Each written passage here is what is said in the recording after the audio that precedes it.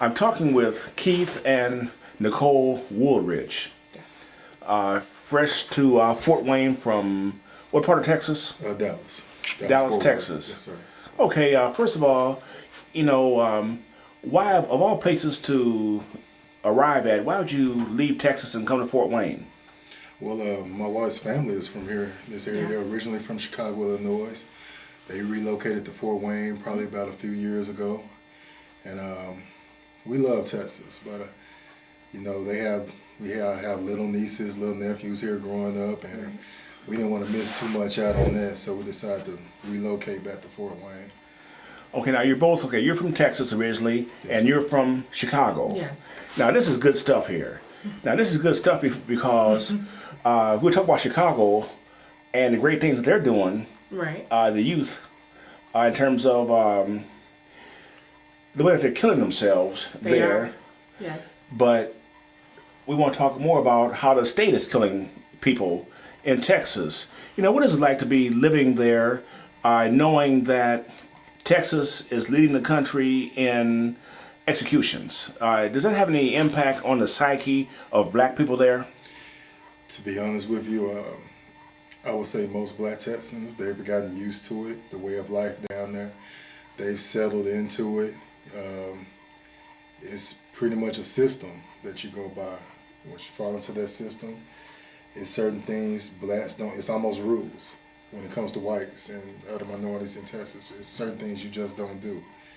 You go to work, you make sure you're at work every day. If you have to break your back, doesn't matter. You do what the boss tells you to do. No matter if the boss is wrong, you're on time. You take the minimum wage jobs, even though you know that you're worth more. And that's pretty much it. I mean, it's just a system that you follow by, and everyone's gotten used to it. To me, it's modern day slavery as far as I'm concerned. But I don't know. It's just what you're told. Never quit a job. Never.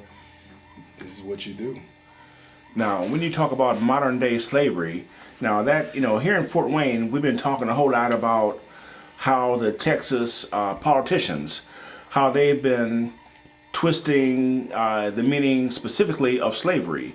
How, just go to your computer, and if you Google Texas slavery, you'll get something that's a total fantasy, where they're comparing slavery with an internship, where you're working for the summer without being paid, Right. and with so many things, and Texas legislators, because Texas is so large in that they purchase so many textbooks. They're the number 2 purchaser of history textbooks. So therefore, they can dictate to the publishers as to what goes in the books and how to say certain things. And we read about it all the time here. In Texas, what are blacks saying about it there, about how they've totally reframed the subject of slavery?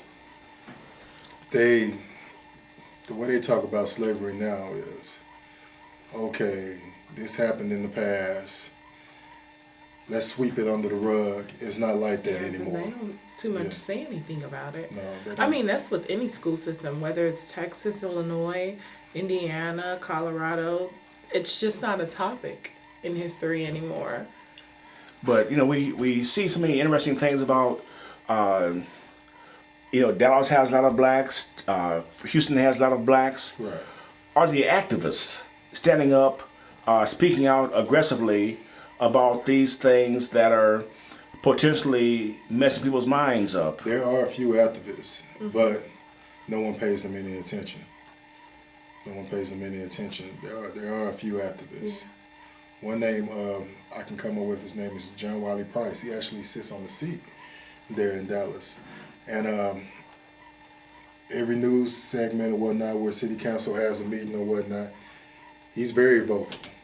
He's very vocal, but they've made him out to be a nuisance pretty much in that area. An angry black person. Yes, just basically an angry black person. And he's always complaining. He's always going to have something to complain about. And basically, they just try to look at him as like, well, he's just there to fill the void for black people. But how do black people perceive him? I mean, a lot of times here, for example, when a black person is painted a certain way, Right. blacks go along with the program and usually don't say anything about The it. blacks fell into it. I mean, the blacks fell into it. There are many blacks now that feel the same. Like, I wish he would just shut up, or he's not doing anything but making everything worse for us. And they fall into it. The media has a huge role. the media has a huge role in the state of Texas and the minds they play upon people. And what you get down in Texas, as far as blacks, it's a lot of followers, not enough leaders. It's a lot of followers. And I don't like whites, because I'm sorry, that's who's doing it. They have a way of manipulating blacks and saying, well, this isn't us. You know, we're giving you opportunities, you're not taking them, and they fall into that. I don't know. It's like blacks don't have a mind of their own in Texas. And to be honest with you, it's one of the main reasons why I moved up here. I got tired of it. I got tired of warehouse jobs. I got tired of trash jobs. You know, I felt like I had skills that was worth more, you know, to my being here. But a lot of blacks down there, well, oh, I got a good warehouse job. It pays $10.25, you know, I'm moving on up, you know, and they have the same capabilities, same skills as doing the next thing as this white man, and he's making $70,000, $80,000 a year. You're making $14,000, $15,000 a year. You know more than him.